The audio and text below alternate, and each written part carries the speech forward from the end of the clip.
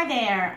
I'm going to show you how to make a little tack that connects the partial lining into the jacket. So you've made the partial lining, you've made the jacket, and you need to connect the two at the shoulder line and at each armhole juncture. So there are several different ways to make a thread chain, and the one I'm going to show you is my preferred method for this activity. And I'm going to anchor the thread in the seam allowance of the jacket. I have a French seam here, and then I'm going to come up and anchor it into the partial lining.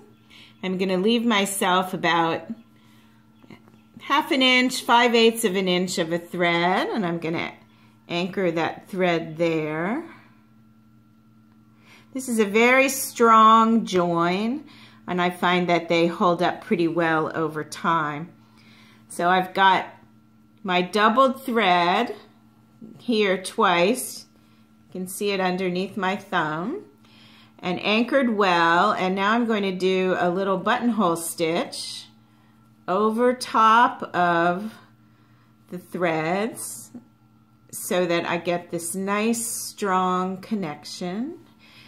And if you need it to be even stronger, if you were maybe connecting an evening gown train or somewhere where you knew there was going to be a lot of stress on the garment, you can make those threads that are underneath even more layers of thread there connecting. And so I'm just doing a little buttonhole stitch which goes around and down, and you just keep moving it into place all the way across.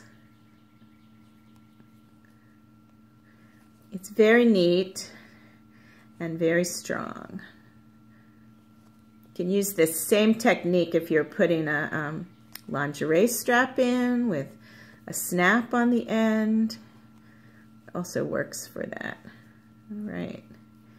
And then once we're at the end over here, we're going to just make a little knot back into the lining, bury our thread in the seam, and then we will be done with that one. And we can repeat this process at the other shoulder and then also on the two corners at the armhole. And I'll just show you what those look like with the partial lining.